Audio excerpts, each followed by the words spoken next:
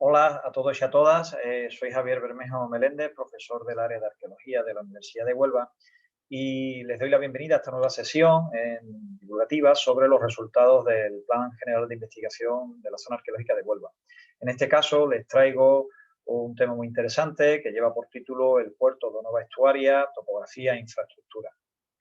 Eh, Desde el punto de vista de lo que sería la localización de Huelva, por todas es conocida, su localización, su ubicación. No obstante, sí merecería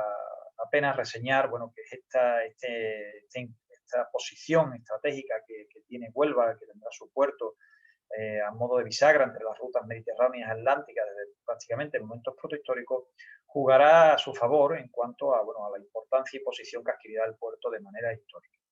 Así pues, esta situación de puerto de mar, junto con el riquísimo traspaís agrícola y la proximidad a los recursos mineros del cinturón ibérico de Pirita, pues como digo, harán de este enclave un punto de referencia importante desde fechas tempranas de su poblamiento y, cómo no, desde la presencia de Roma. Ahí tienen ustedes, bueno, pues la localización de la ciudad. Desde el punto de vista de la conformación de la ciudad de Huelva, habría que reseñar también la topografía tan característica que la perfila. Desde este punto de vista, la ubicación de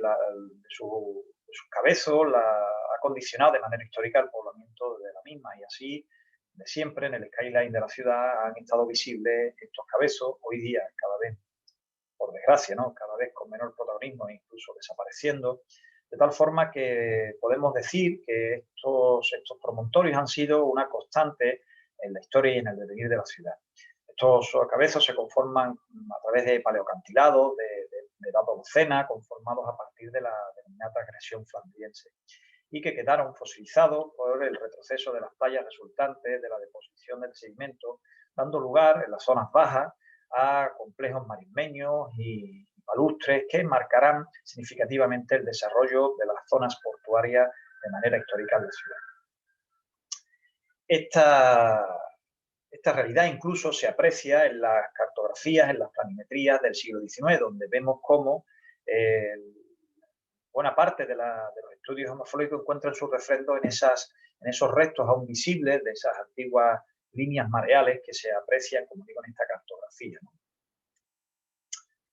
El modelado de los cabezos de estos promontorios, de estas elevaciones, dio lugar a una topografía muy accidentada, generando plataformas amesetadas que quedaron aisladas unas de otras por grandes tajos como resultado de la erosión puntual natural en forma de cárcavas y barrancos. Esto, como digo, son aspectos bien conocidos por todos los habitantes de Huelva, a los cuales tenemos inserto dentro de nuestra visión de la ciudad, bueno, pues esa imagen de esos cabezos, de esas cuestas, de esos barrancos, ¿no? Entre estos grandes cortes, entre estas grandes cárcavas o barrancos, entre unos cabezos y otros, se conforman unas vaguadas que, a modo de rampa, bueno, caso por ejemplo de aquella existente del cabezo del cementerio Viejo y San Pedro y el de Mondanca, o entre el de Molino y La Esperanza, se convertían, como digo, bueno, pues en auténticos colectores o ejes de drenaje de las arrolladas que se iniciaban en los mismos, los cuales, bueno, estos sedimentos finalizaban sobre la marisma, se vertían directamente sobre la zona marismeña baja, la cual será, como digo, clave en el desarrollo de la actividad portuaria de la ciudad. Si relacionamos los restos arqueológicos de Estado, las excavaciones, con esta topografía, con estas isolíneas que representan las cotas, ¿no?, en altura de la ciudad, se observa un diseño sinuoso, con entrantes y salientes muy pronunciados, coincidiendo los entrantes más desarrollados con los ejes de drenaje, que daban lugar a amplios espacios en forma de abanico. Y los senos o esos entrantes se correspondían con el inicio de esteros o depresiones muy inestables, influenciados por el avance de las aguas pleamares, ¿no? Si posicionamos estos restos aparecidos en los distintos solares de la ciudad, rápidamente comprobamos, a través de estos restos arqueológicos de distintos periodos, cómo se dibuja una línea clara de poblamiento que marca, sin lugar a dudas, lo que sería la tierra firme o la tierra emergida de la zona de agua, la zona de influencia mareal, definiendo, por tanto, una topografía o una línea costera muy sinuosa, con entrantes y salientes, como ya en su día el profesor Campos puso de relieve, ¿no?, o se llamó la atención sobre este detalle. Desde un punto de vista estrictamente ya de época, hablando de época romana, como tendremos a continuación de ver con más detalle más adelante, bueno, pues los elementos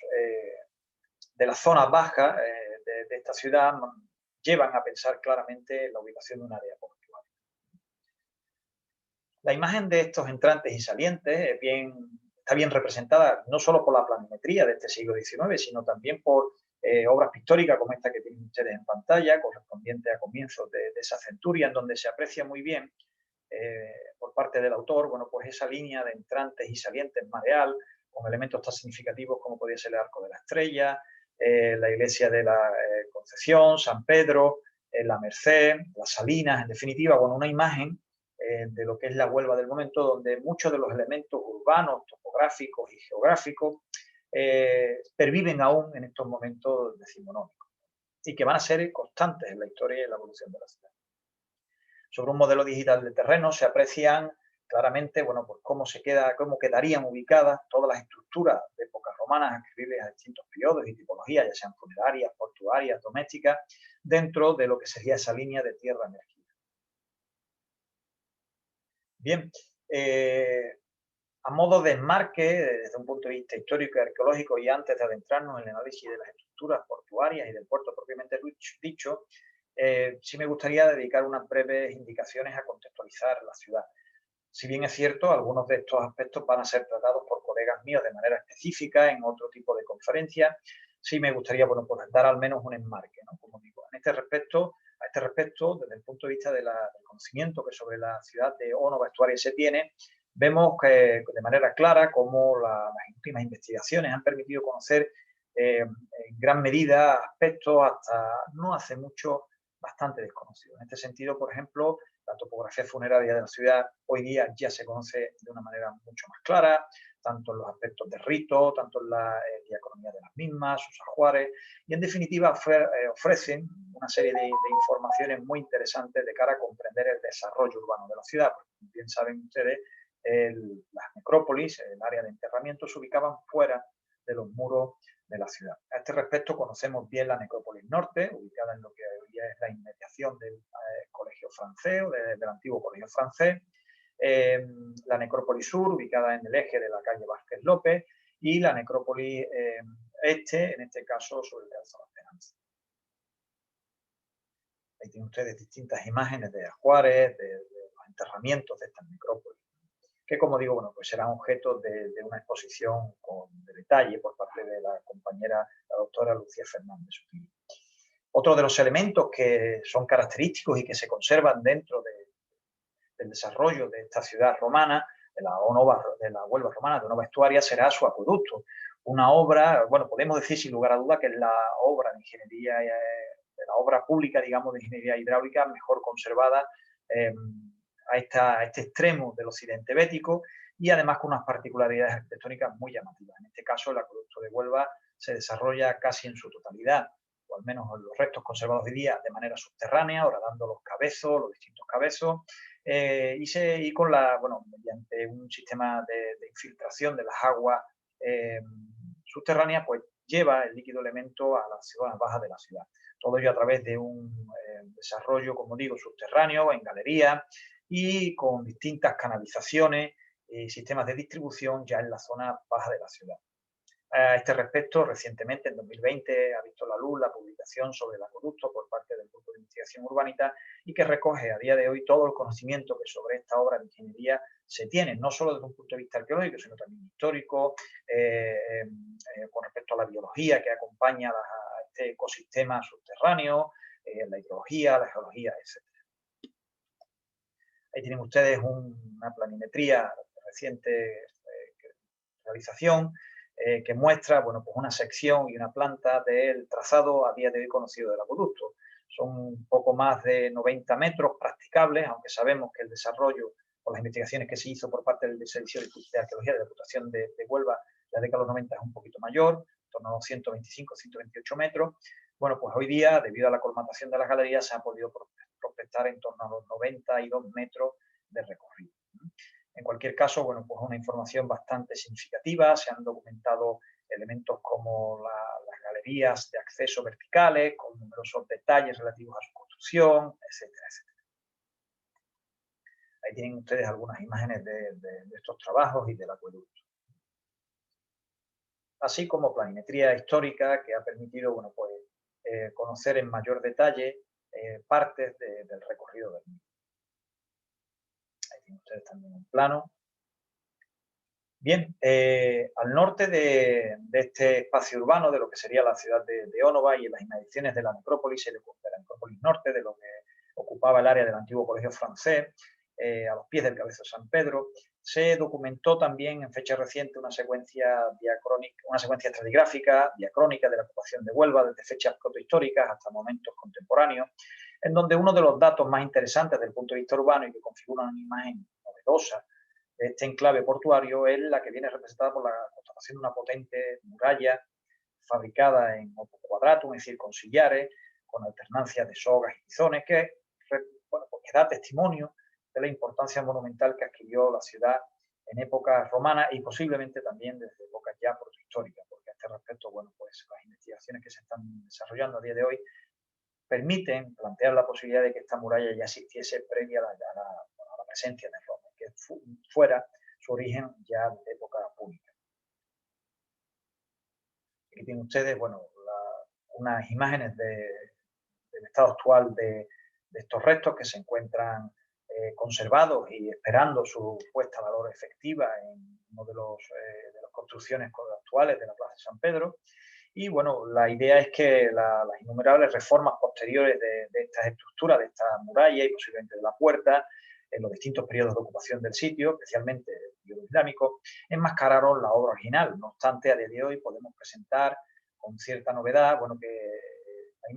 esta imagen de la puerta monumental de acceso a la ciudad de Ónova, en su lado norte, ¿no? Uno de los accesos, como digo, cuya fábrica y propuesta se encuentra aún en fase de estudio, pero que, bueno, nos permite ascribirla, como digo, a una fase, a un periodo bastante importante desde el punto de vista constructivo en la ciudad. Ahí tiene usted otra imagen de la misma. Siguiendo con el análisis urbano de los restos de Ónova, lo que supone el hilo conductor de su topografía urbana antes de adentrarnos en detalle en las instalaciones portuarias, conviene detenernos en un área próxima al puerto, a media distancia entre las zonas altas y más bajas de la ciudad. En este sector, actualmente en lo que sería la zona de la Palmera, el inicio del arranque de la calle Pablo Rada, fueron documentados los restos de un pavimento marmóreo que por sus características habría que asociarlo a una edilicia pública. Los restos que se pusieron al descubierto en la excavación, bueno, pues permiten ascribirlo, ese enlosado marmóreo, a un posible complejo termal. Es decir, estaríamos hablando de un área pública ascribible a unos baños públicos de época romana muy próximos a la zona, digamos, portuaria. Detalle común en muchas otras ciudades portuarias del Mediterráneo, donde los complejos termales están asociados a las áreas portuarias. Ahí tienen ustedes los detalles de este pavimento, donde se aprecian distintas configuraciones en el enlosado con mármoles de diverso tipo y coloración. ¿De acuerdo? Tienen un esquema del mismo y una restitución de cómo pudo ser este pavimento, que se correspondería, en definitiva, con una posible piscina o un posible espacio de baño de este complejo termal. Bien, llegados a este punto y siguiendo el recorrido natural hacia las zonas bajas desde el acceso norte, llegaríamos al área portuaria de la ciudad. Esta se ubica en las inmediaciones de la zona que conforma el Puntal Sur y la ensenada que describe a levante del mismo. Es decir, esta área que están ustedes viendo en pantalla, un puntal natural, que sería el eje prácticamente hoy día de lo que es la calle Vázquez López, y una entrante o ensenada en la zona de inmediatamente donde estaría ubicada la parte de la calle Palos, 3 de agosto, Cardenal Cisneros. En todo este amplio espacio se documenta lo que sería el puerto de la ciudad de época romana, así como todas las infraestructuras productivas de servicio y control administrativo que les son propios. Por un lado destaca un área más interior, esta que tienen ustedes ahora mismo marcada en rojo, en la zona más próxima a los pies del acantilado flandriense que describe el Cabezo de la Esperanza y que queda configurada para este momento como una ensenada que permite la instalación de todo un conjunto de instalaciones industriales, una factoría pesquera destinada a la extracción y transformación de los productos pesqueros. Por otro, algo más al sur, se constata un área igualmente portuaria, pero más volcada a la administración, gestión y control del puerto, con significativos restos monumentales y comerciales que indican que nos encontramos ante un barrio portuario que muestra de manera diacrónica en el tránsito del imperio, del alto al bajo imperio, una ferviente actividad comercial. Bien, vamos a analizar ahora de manera un poquito más detallada ambas áreas para que nos permitan comprender mejor la importancia y significación de este puerto en época romana. Por cuanto respecta a la primera de las áreas, tenemos aquí el área pesquero-conservera, con la cual fue ya identificada en la década de los 70 por Mariano del Amo con las primeras excavaciones en este sector de la ciudad, que pusieron al descubierto pues importantes unidades de piletas correspondientes a esta factoría de salazones, así como a lo largo después de la década de los 90 distintas y de la década de los 2000 distintos elementos, infraestructuras correspondientes a otro tipo de edificios o ambientes o elementos que tendremos ocasión de ver. Como digo, en este área pesquera o conservera, uno de los primeros ambientes en constatarse fue en este sector portuario, documentado por Mariano del Amo en la década de los 70, en la zona de la actual calle 3 de Agosto. En este solar se documentaron restos de un complejo industrial compuesto por 6 unidades de pileta. En una fase posterior todo ello quedará reestructurado con la construcción de una cisterna, amortización de espacios, etc. En síntesis, se puede decir que este complejo se inicia al momento de la primera mitad del siglo I después de Cristo y mantiene su actividad hasta momentos del siglo V, tal y como apuntan los materiales recuperados en el nivel de abandono de la cisterna, representado por ánforas tipo Almagro 51, Key 52, así como distintas formas de vajilla de mesa importadas del norte de África. Tienen ustedes diversas imágenes relativas a los materiales encontrados en este sector de la factoría. Próximo a estos ambientes se documentó en la línea mareal que delimita la topografía restos de esta misma instalación o factoría en otro contexto, en otro ambiente. En este espacio, en este caso, este espacio se articulaba en torno a un amplio pasillo central, en torno al cual se dispusieron unidades de piletas de distinto tamaño. En este complejo, en momentos posteriores, tendrá una importante reforma que modificará parte de esta planta inicial. Desde un punto de vista cronológico, en este sector de la factoría se construye en momentos concretamente del segundo tercio del siglo I después de Cristo, como se documenta por los niveles de fundación de estas construcciones que se asientan sobre momentos posteriores, ¿no? De tal forma que podemos hablar del desarrollo de esta área de la factoría para momentos de Claudio y Nerón, ya que aparecen producciones gálicas representadas por las formas típicas y características, como tienen ustedes ahí en pantalla, de este periodo. El momento de abandono parece situarse a finales del siglo II o principios del siglo III, tal y como se desprende de los materiales recuperados en los niveles de relleno de las piletas, representadas por fundamentalmente materiales importados del norte de África. Debo decir a este respecto que estamos hablando de una única factoría, es decir, la zona que actualmente ocupa la calle 3 de Agosto, calle Palos, está ocupada por una factoría muy extensa que sufre numerosas reformas, modificaciones en el tránsito de los siglos de época romana, que es lo que nosotros constatamos desde un punto de vista de la excavación. Es decir, no estamos hablando de diversas factorías, sino de un gran complejo pesquero con numerosos ambientes, unidades de pileta, que van sufriendo modificaciones y cambios a lo largo de la historia, ¿de acuerdo? En el solar contiguo a este que acabo de analizar, ¿no?, aparecieron también restos industriales asociados a esta misma factoría. Se constataron restos de estructuras y materiales que, a buen seguro, pertenecen a esta misma instalación. Dichos elementos, dichas estructuras se documentaron en un peor estado de conservación que las anteriores. Desde el punto de vista cronológico, se fechan en momentos de los últimos Julio Claudio o incluso de los primeros Flavio, estamos hablando de la década de los 60 del siglo I después de Cristo. Todo ello fechado por el material asociado de estas estructuras y que viene representado por monedas de época de Claudio, formas de vajilla fina de producción subgálica, las características formas 24-25 que llamamos los arqueólogos, cerámicas marmoratas también de este periodo, que además incluyen una serie de sellos de alfareros que nos dan una cronología muy precisa y muy concreta lo que ayuda a una datación, como digo, pues con pocos márgenes de error, ¿no? Todo este material cerámico venía acompañado por un importante registro anfórico, es decir, ánforas con piezas casi completas, como las que tienen ustedes ahí en pantalla, en la parte inferior izquierda, en este caso una Beltrán 2B de Salazones, así como por pesas de red, ponderales, es decir, pesas de diversos módulos y peso que nos transmiten, nos recuerdan, bueno, pues un área, como digo, de producción pesquera y relacionada muy directamente con las actividades comerciales, ¿no? En este caso, de productos pesqueros y de salazones.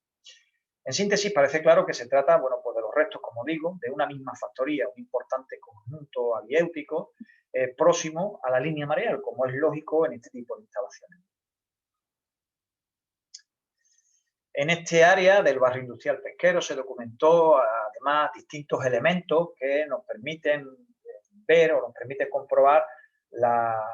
intensa ocupación del área y además la dotación de una serie de infraestructuras muy diversas necesarias para el buen desarrollo de esta industria. En este caso, bueno, pues se documentó una posible fuente o un depósito con todo un sistema de tuberías, de fístulas, que se denominan, ¿no? Como la denominamos nosotros, de abastecimiento de agua. Ello, en el contexto que nos encontramos, lleva a plantear que se trate de una obra hidráulica destinada a abastecer la demanda de esta industria pesquera. Piensen ustedes que la industria de salazón necesita un constante acopio de agua dulce para la fabricación de las pesquerías, ¿no? De los salazones, de las salsas de pescado, en definitiva. Este sector, esta estructura se fecha en momentos del cambio de era, representada por las cerámicas finas de producción itálica adscritas a esta cronología, entre las que se han identificado las denominadas Conspectus, que llamamos los arqueólogos, la 14, la forma 13, 17, en definitiva una serie de cerámicas, de elementos cerámicos que nos permiten fechar muy bien este sector o este área de la factoría. También se encuentran, bueno, pues como decía anteriormente, sellos de alfarero, como son los que tienen ustedes en la pantalla, en la margen inferior de la pantalla, que nos dan una preciosa información, una valiosa información sobre el alfarero que fabrica esos artefactos y, en definitiva, nos muestra un aspecto muy importante y es el comercio y el papel jugado por la ciudad de Huelva y su puerto, por la Onova romana, en el contexto mediterráneo. Es decir, hasta aquí llegaban estas producciones de la Galia, del sur de Francia, de la zona de Italia, del centro de Italia, es decir, lo que nos muestra, nos testimonia la importancia del puerto de Huelva como un enclave portuario más en el circuito de las redes comerciales mediterráneas y atlánticas del momento. Sabemos además por estos restos que durante todo el siglo I y prácticamente la centuria posterior, toda la instalación está en pleno rendimiento y en plena digamos, producción, ¿no? Del área inmediata se recuperaron, es decir, de este área donde se encontraba este depósito, se encontraron y se recuperaron numerosos materiales constructivos y de revestimiento parietal, como restos de estuco, que muestra la imagen ahí en la parte inferior derecha, restos de decoración de paredes, ¿no? Que, bueno, pues dan una idea de la importancia que adquirieron las estructuras y los lugares de hábitat incluso que se dispuso en este entorno de la factoría próximo a la zona baja del Cabezo de la Esperanza. Algo más al este de las anteriores estructuras que vengo describiendo, se constataron nuevos testimonios arqueológicos que confirmaban una superficie mayor para la que inicialmente se había establecido para este barrio industrial pesquero. Así se documentó un nuevo sector de piletas, 4 en total, muy arrasadas, que permitían hacernos una idea de cómo se disponían a los pies del acantilado flandriense esta industria. Concretamente, este sector de unidad de pileta aparece en la actual calle Cardenal Cisneros. Desde el punto de vista arquitectónico, estas piletas, bueno, pues estaban fabricadas como el resto de las documentadas en la zona. Pizarra trabada con barro y recubierta de un mortero hidráulico que permitía la impermeabilización del vaso o cubeta para ahí poder verter y procesar todo el pescado en salazón. En cuanto a la cronología de los materiales hallados en la cimentación de estos muros, bueno, pues se puede plantear una fecha posterior a Claudio, es decir, más o menos vemos cómo esta factoría arranca en los mismos momentos, todas sus instalaciones, con distintos periodos de producción, de intensa producción, de caída, de amortizaciones, ¿no? A lo largo de todo el periodo romano. Su abandono parece situarse además en las postrimerías del siglo II después de Cristo, A este respecto, debemos decir que no se cuenta a día de hoy con un estudio de detalle y deberemos abordarlo en próximas actividades de investigación. Más desconocidos son los únicos restos constructivos de este sector, de factoría, hallados más a levante de la zona pesquera, de esta ensenada, concretamente ya en la calle, prácticamente al fondo de lo que sería la propia calle, como digo, Cardenal-Cisneros, ¿no? La escasez de los restos impiden asociarlos claramente a un tipo de funcionalidad concreta, no obstante, la proximidad a la zona mareal, así como por encontrarse inserto dentro del área pesquera de esta factoría, lleva a pensar en una funcionalidad destinada a las actividades pesqueras. Desde el punto de vista cronológico, los materiales recuperados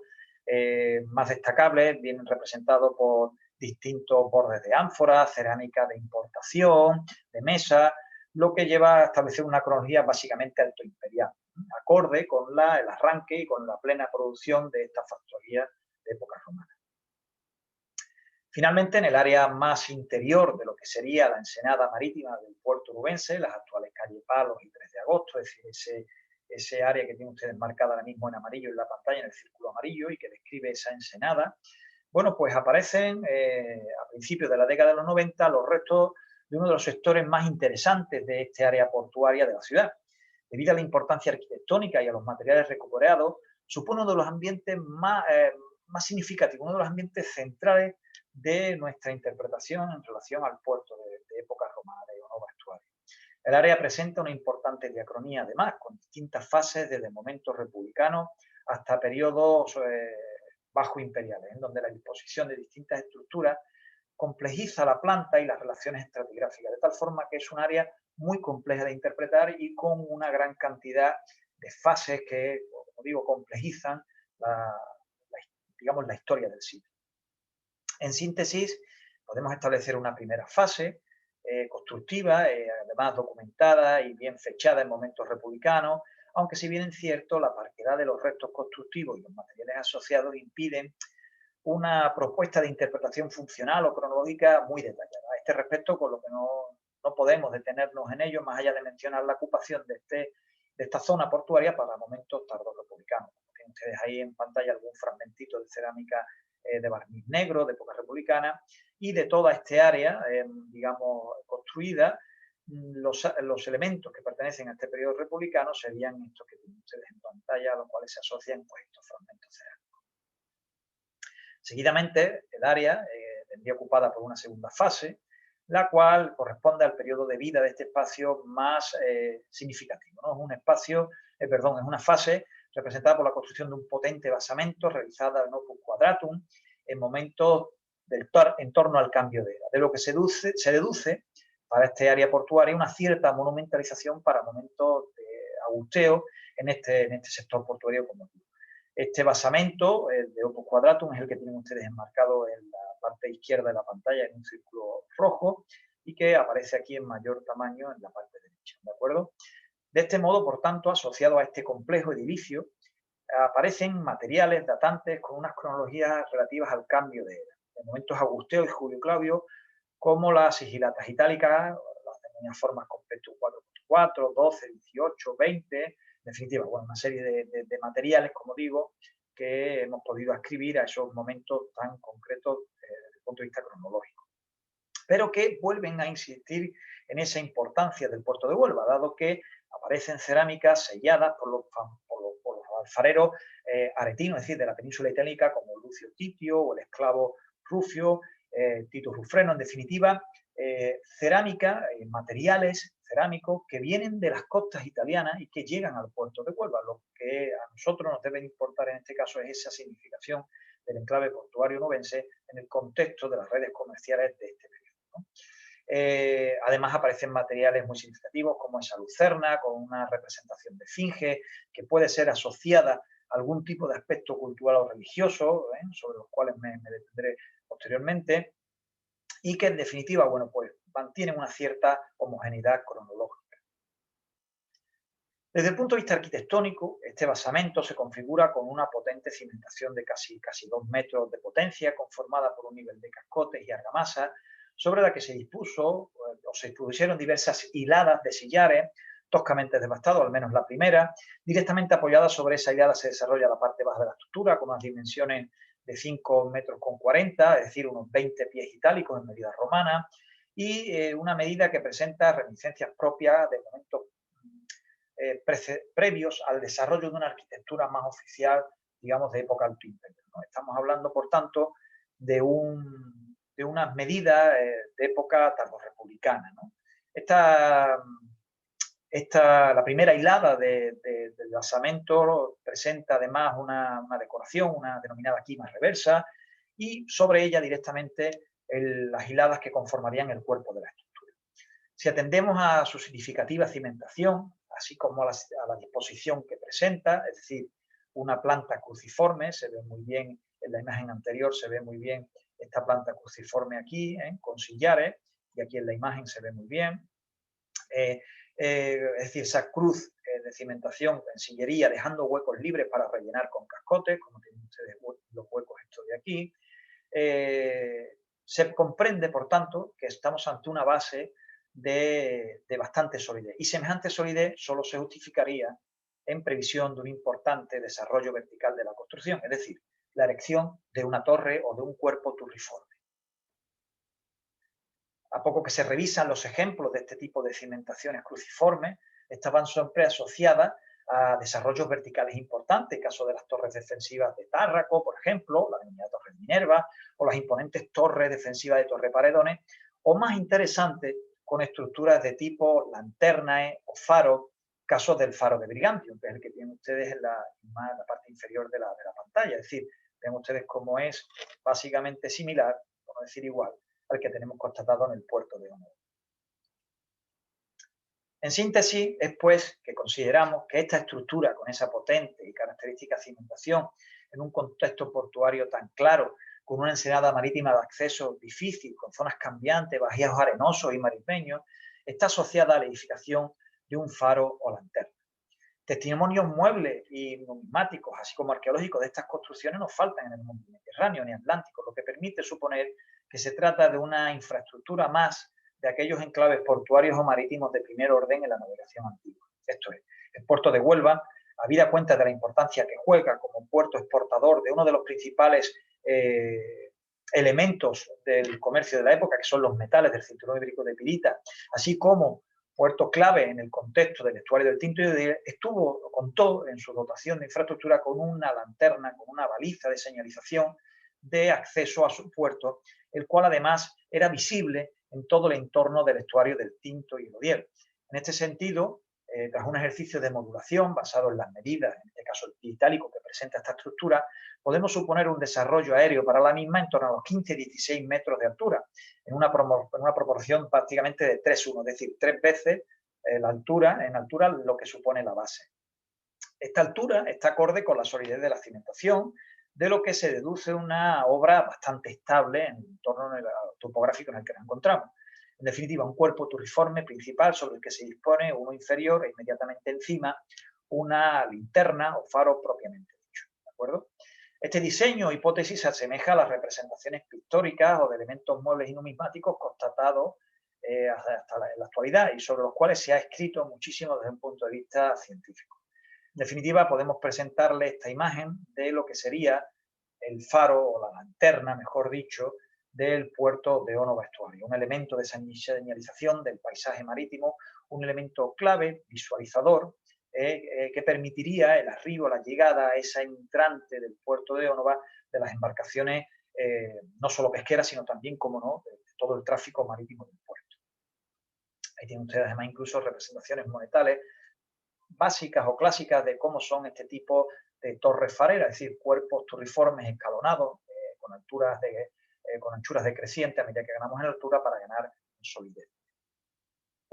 Además, como decía anteriormente, esta altura estudiada e hipotetizada para el faro de Onova, dispuesta sobre un modelo digital del terreno y con los distintos programas de sistemas de información geográfica que a día de hoy permiten manejar esta información, ofrecen y arrojan datos muy interesantes, como por ejemplo la cuenca de visibilidad, es decir, cómo de visible sería este faro o esta linterna en el contexto del estuario del Tinto y del Odier para época antigua. Y ahí tienen ustedes en morado en ese mapa de colorines que les muestro en la pantalla en morado, cómo sería de visible este faro desde los distintos puntos del estuario del Tinto y Dell. Y observen cómo todo lo que sería el área del puerto, digamos, del área estuarina, las marismas de lo que sería la zona de los Diel y del Tinto, pues es visible este faro. De tal forma que es un elemento clave en la señalización del puerto de Ónova en este complejo marismeño y de estuario. Observen además cómo hacia el norte y hacia lo que sería Levante, esta linterna es poco visible. Lógico, si atendemos a la disposición del faro en la zona baja de la ciudad y todos los acantilados, todos los cabezos que tiene hacia el norte que impiden que sea visible, pues, más allá de lo que serían las marismas del Polvorín o del Titán, ¿de acuerdo? Además de estos aspectos arquitectónicos, cronológicos, de visibilidad de lo que sería este elemento en el paisaje marítimo del estuario, esta obra presentaba una serie de elementos que parecen dotarla, sin lugar a dudas, de un sentido religioso o sacro. Así, este basamento quedaba perimetralmente rodeado de un pequeño espacio o murete a modo de témenos, que es este que tienen ustedes aquí en pantalla, que marcaba un espacio distinto al portuario inmediato del área industrial en el que se inserta. Piensen ustedes que esto está prácticamente pegado al área industrial que hemos definido con la factoría que acabo de explicarles. Que, bueno, pues además de separarlo, bueno, pues lo protegía y lo diferenciaba de una manera claramente ritual. Asimismo, en las 4 esquinas y en su nivel de cimentación fueron hallados in situ 4 cipi o elementos pétreos que otorgaban a la construcción un sentido religioso innegable. La ubicación de estos elementos pétreos recuerda al proceso religioso que se sigue en el mundo romano de consagración ritual, es decir, de apropiación de un espacio terrenal para regalarlo o otorgarlo a la divinidad, es decir, de la consagración, de la inauguración de un espacio religioso. De ello se deduce que esta construcción, este faro, estuvo consagrado, esto es, fue delimitado su espacio religiosamente y ofrecido a la divinidad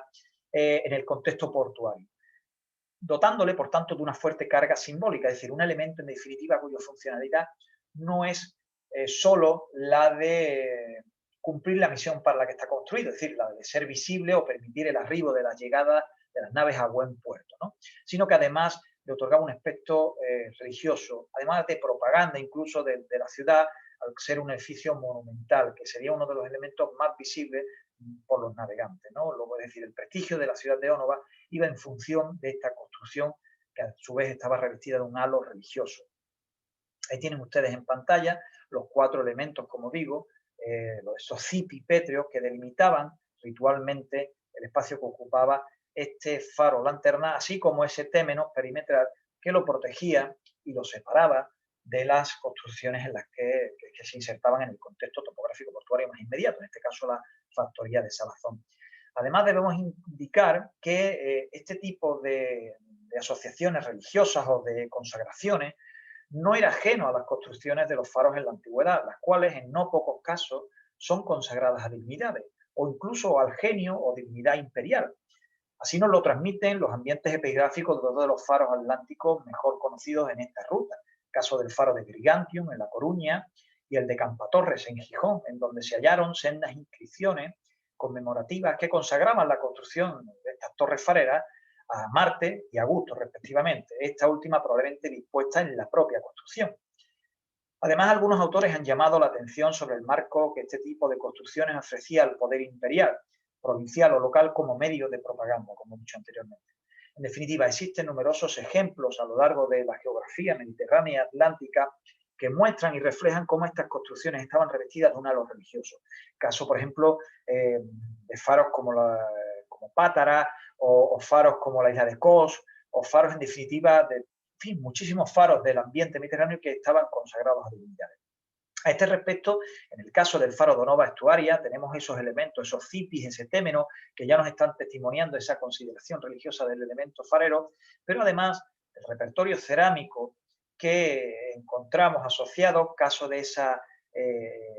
una lucerna con representación egiptizante con esfinge, recuerda a la vinculación del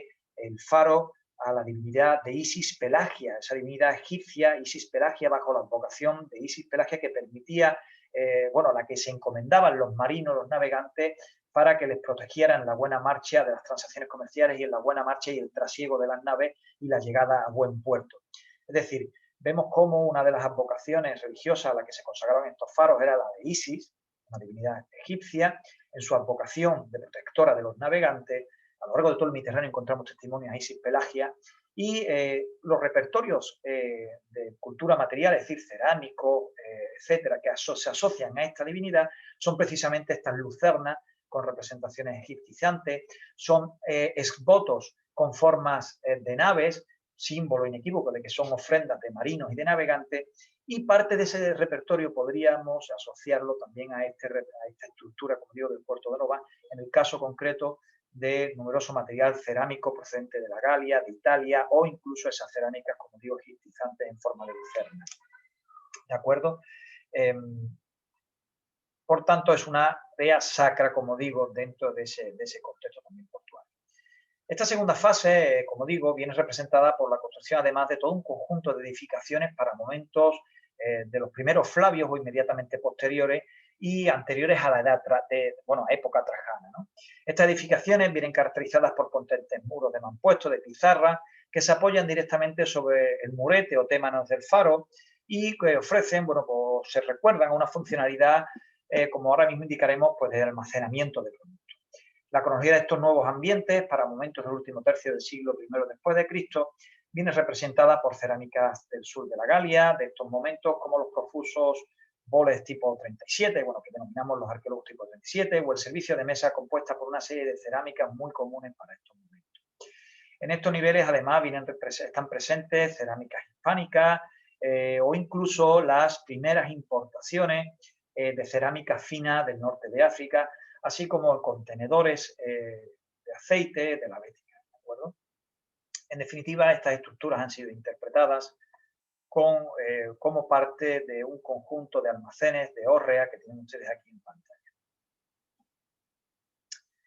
En síntesis, a nivel interpretativo y funcional, este sector del puerto pesquero, quedaría configurado con la siguiente estructura. Por un lado, un faro o lanterna, es uno más de los faros de la ruta atlántica, como el de Gades, el Torres Caepiones en Chipiona, el de Brigantium en La Coruña, el de Campatorres en Gijón, Tojoldor en Dover, en definitiva, un faro más de esa ruta atlántica que articularía la red comercial de época romana y que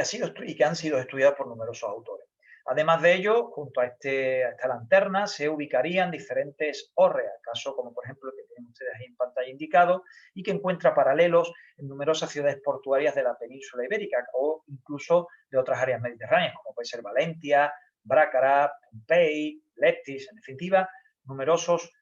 hórreas dispuestos en el frente portuario los encontramos en numerosas ciudades de toda la topografía, de toda la geografía mediterránea y atlántica. Se ha identificado lo que podría ser un pequeño vicus ad portum, es decir, un pequeño callejón que daría directamente salida a la línea mareal del puerto y a la factoría, así como otros posibles conjuntos de almacenes cuya funcionalidad es difícil de precisar, habida cuenta de la escasez de los restos documentados. Una imagen idealizada y virtual de este área podría ser esta que les traigo en pantalla, en donde vemos una torre farera, en este caso esa lanterna, asociada a este tipo de construcciones con funcionalidad de almacenamiento dispuestas a los pies del acantilado flandriense del Cabezo de la Esperanza y justamente lamida por esa línea mareal a los pies. Finalmente, una tercera fase de este área viene representada por la construcción de un ábside, tienen ustedes ahí marcado en rojo dentro de la planimetría general del sector, a la derecha de la imagen, la cual viene aprovechada o aprovecha como cimentación parte ya del témenos, de esa antigua estructura farera, y que no obstante, pues parece que esta construcción revitalizaría la zona para momentos trajaneos y adrianeos, siendo un espacio de ferviente actividad comercial hasta el abandono de este área ya en las postrimerías de los siglos V y comienzo del siglo VI después de Cristo, a juzgar por los materiales cerámicos tardíos de los niveles de abandono, concretamente pues cerámicas tipo EI91, en definitiva una serie de conjuntos cerámicos muy bien estudiados y que permiten fechar el abandono de este área en torno a esos momentos. El momento de construcción de este ábside, de la reforma de este área para estos momentos, parece datarse a inicios del siglo II después de Cristo, como decía anteriormente, en época de Trajano, siendo su periodo de máximo desarrollo ocupacional para esta misma, bueno, en los mediados de esta centuria. Como así se desprende del análisis del material representado por numerosísimos cerámicas de origen africano, distintas tipologías, comunes, cerámica fina de mesa, cerámica de cocina, en definitiva, un compendio de materiales bien datados y bien estudiados por el compañero arqueólogo Salvador Delgado Aguilar y que reflejan, bueno, pues como digo, esta cronología de mediados del siglo II. Desde el punto de vista interpretativo, este ábside que sí que se ha documentado podría corresponderse a algún edificio relativo a alguna corporación o escuela del ámbito portuario, como suele ser común en todas las ciudades portuarias del arco mediterráneo, donde encontramos la sede de estas corporaciones de navegantes, de mercaderes, dispuestas directamente en el área topográfica portuaria y que, pues, además permiten, como digo, bueno, pues encontrar allí su área de reunión, su área de, digamos, de transacciones comerciales, ¿no? A este respecto, es poco lo que conocemos de esta estructura, la cual sin duda debió tener una importancia destacada en el conjunto de las instalaciones portuarias de Onova Estuario. Bien, siguiendo con el análisis del puerto de Onova Estuaria, deberíamos detenernos ahora en la siguiente área portuaria identificada para la ciudad. En este caso, el área interpretada como de administración, servicios y control. Esto es, junto al área pesquera e industrial que hemos descrito y analizado, se documenta al sur de la misma, lo tienen ustedes enmarcado en esa elipse roja, bueno, pues en ese saliente o espigón natural que define lo que hoy día sería la actual calle Vázquez López, esa calle que baja desde la Plaza de las Monjas hacia el sur, ¿no? Pues otro sector portuario cuyas estructuras y ambientes nos remiten a funcionalidades distintas de aquellas vistas hasta ahora, es decir, de las pesqueras o de las más puramente relacionadas con las pesquerías y transformación de las mismas. En esta línea consideramos que nos hallamos ante el área portuaria de administración y servicio, y ello viene representado por interesantes e importantes construcciones que habría que poner en conexión con el parco ambiente epigráfico que tenemos para esta ciudad. Es el caso de la potente edificación de sillares documentada en la Plaza de las Monjas y que tienen ustedes en la derecha de la pantalla, es decir, esa cimentación de sillares y de pavimentaciones que, bueno, probablemente estén dando testimonio de que nos hallamos ante el corazón del área portuaria de la ciudad. Se documentan, entre otros ambientes, parte de este edificio de Opus Quadratum, que denota, como digo, bueno, pues una cierta importancia y monumentalidad de este sector portuario. Deben ustedes pensar que estamos ante una edilicia propia de ambientes públicos y monumentales. A nivel cronológico, esta construcción, este edificio, parece fecharse en momentos de finales del siglo I después de Cristo. En la cimentación del edificio se documentó distinto material cerámico que permite fecharlo con cierta seguridad. Aparecen también distintos, todo un conjunto de materiales asociados a la evolución de este edificio. Bueno, estamos hablando de cerámica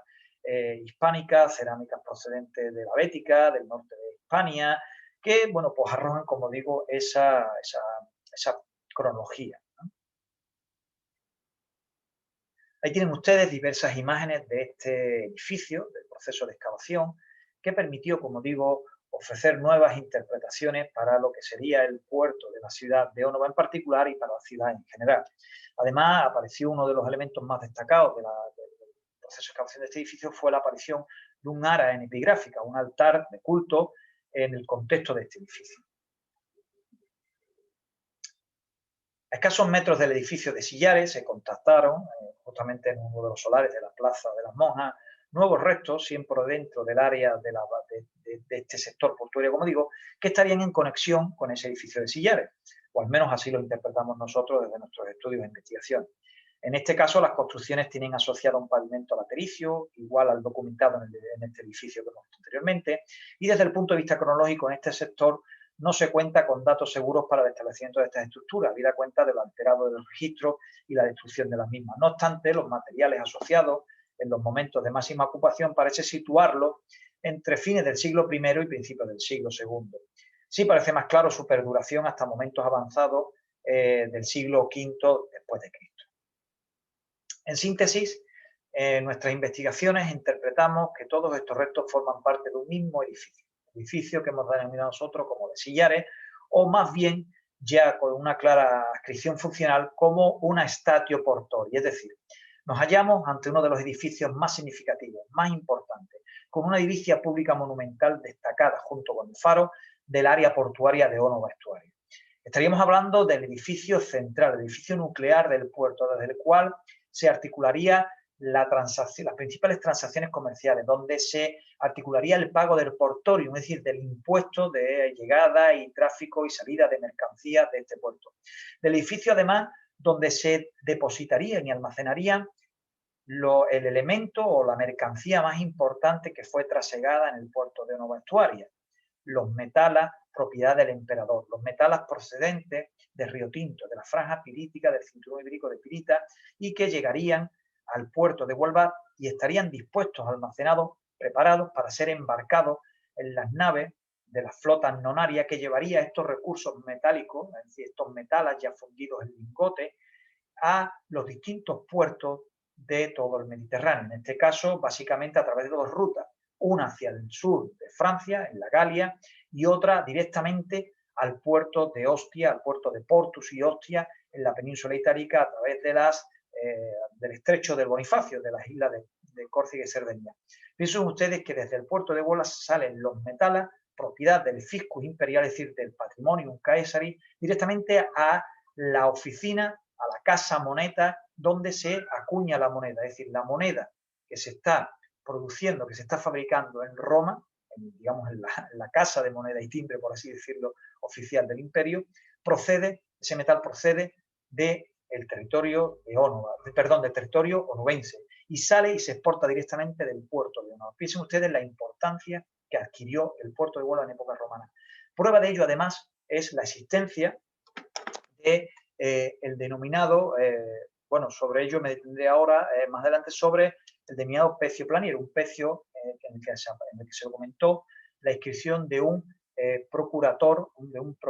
de los metales, es decir, de un agente imperial encargado del control de este tráfico de los metales. Por tanto, estamos ante una statio portorum, un gran almacén, un gran horreum que cumpliría las funciones de control aduanero y en el cual, además, como dio buena muestra de ello la aparición de esa área anepigráfica, contaría con un pequeño saquelum o pequeño altar de culto. Este elemento es muy común en todos estos tipos de ambientes de almacenamiento o ambientes de estaciones, como se ha documentado, por ejemplo, en la vecina Hispali o en Olisipo, en Lisboa, donde encontramos este tipo de estaciones, de almacenes, con pequeñas áreas de culto destinadas a prácticas religiosas. Ello además entronca con los grandes modelos arquitectónicos que encontramos en grandes puertos mediterráneos, como puede ser el puerto de Ostia, Portus o incluso Cesarea Marítima en el Mediterráneo oriental. Este área portuaria del entorno de la Plaza de las Monjas, de control y servicio, encuentra además otro tipo de estructuras comerciales difícilmente interpretables por la parquedad de los restos, pero que la cultura material asociada a la misma nos habla, nos testimonia de este tipo de actividades mercantiles, ¿no? Como son la aparición de diversos ponderales o pesas destinadas al comercio, ¿no? Como decía anteriormente, esta statio que documentamos en la Plaza de las Monjas, estaríamos hablando de la Officina Procuratoris Metallum, es decir, de la statio portorum, y encuentra su refrendo epigráfico en la existencia de ese lingote sellado que tienen ustedes ahí en pantalla, en la margen derecha inferior, donde se nos menciona el metallum publicum nomini primo silon procurator coloniae onubensi, es decir, junto con el sello del lingote y la cantidad que pesaba, en este caso 247 libras, 297 libras, aparece sellado el nombre del procurator colonial. Si sabemos, por tanto, gracias a este lingote, que Onova obtuvo la categoría de colonia y que fue destino de un procurador imperial, es decir, de un agente directamente puesto por el emperador que controlaría el trasvase de los metales desde el cinturón ibérico de Pirita y al embarque de las naves de las flotas navales. Es decir, este lingote procedente de uno de los pecios, concretamente el pecio Planier, iba cargado, además de otros tantos lingotes sellados por el procurador y con un cargamento de ánforas salazoneras Beltrán 2B, dando muestras un poco de la importancia de las principales mercancías que se exportaban del puerto, es decir, salazones y metales. Además de ello, encontramos otros testimonios epigráficos a lo largo del Mediterráneo, como es este fragmento de placa procedente de la ciudad de Valencia, donde se menciona a un personaje que deja constancia de su origen, es decir, de su origen, en este caso es onubensis. Esto es muy significativo, es decir, encontramos a un onubense en el puerto de Valencia y en esta inscripción, que además es un personaje que debió jugar un papel importante porque aparece mencionado la provincia, es decir, aparece mencionado Baetica Ulterior, es decir, este personaje onubense, probablemente quizás gobernador provincial o un destacado miembro de la jerarquía administrativa de la provincia, acabó sus días en Valencia, pero deja constancia de que es onubense de nacimiento. Probablemente estemos quizás ante un agente portuario, es decir, alguien que está velando por los intereses comerciales, mercantiles, económicos del puerto de la ciudad de Ónova, ubicado en otro puerto mediterráneo que estaría controlando las transacciones comerciales, la buena marcha de los negocios. Esto es muy común, no solo ya en época antigua, sino hoy día también en época contemporánea, donde vemos a los agentes portuarios de las distintas compañías navieras, de las distintas compañías aseguradoras, velando por los intereses en los distintos puertos clave de las transacciones comerciales y arribo de las naves. ¿De acuerdo? Además, encontramos dentro de este repertorio arqueológico, de estos testimonios materiales en el ámbito del puerto onubense, restos que han podido ser interpretados como posibles embarcaderos o restos de posibles embarcaderos. Caso del depósito anfórico de la calle José Nogales, donde se documentó un depósito de distintas ánforas con restos materiales de madera, difícilmente interpretables habida cuenta de la parquedad de los restos y de la complicación del proceso de excavación, pero que, debido a la ubicación y posición de los mismos, ya casi dentro de lo que sería la línea mareal, permite interpretarlos como restos de posibles embarcaderos. A este respecto, restos de embarcaderos de estas características o de esta naturaleza, donde vemos embutidas ánforas con restos de madera, no son inusuales en el contexto arqueológico más próximo, caso, por ejemplo, del Porto Gaditano, en donde encontramos la utilización de estos mismos elementos para la fabricación o construcción, mejor dicho, de embarcaderos pues, de pequeño porte. Aquí tienen ustedes el ejemplo, como digo, del Porto Gaditano, bien documentado y estudiado por el profesor Bernal de la Universidad de Cádiz. Y finalmente, a modo de epílogo, el puerto de Ónova Estuaria se completaría no solo con estas infraestructuras que acabamos de describir desde un punto de vista arqueológico en la propia ciudad de Huelva, sino que el Portus Onubensis hay que entenderlo como una prolongación más allá de lo que es la propia ciudad. Es decir, el puerto de Huelva habría que entenderlo como una gran área de influencia representada por los estuarios del Tinto, es decir, por la desembocadura de estos dos ríos, en donde encontramos cómo en toda ese área son numerosas las factorías pesqueras y de salazón que se articulan aprovechando pues la topografía y la riqueza de las capturas y de los recursos pesqueros. Por tanto, veríamos cómo esta área estuarina es un área de influencia económica, comercial, poblacional del propio puerto de Huelva, de tal forma que podríamos hablar de una especie como de puerto exterior o de puerto estuarino en las inmediaciones de la propia ciudad de Ónova Estuaria. A fin de cuentas, estaciones, que son lo que denominan las fuentes, y fondeaderos de distinto calado, que a modo de rosario pues articularían el poblamiento y la economía del puerto de Ónova Estuaria. Con ello, bueno, pues terminaríamos nuestra exposición y esperemos que haya sido de su agrado y que haya sido de su interés a este respecto. Así, bueno, pues me despido y hasta la próxima.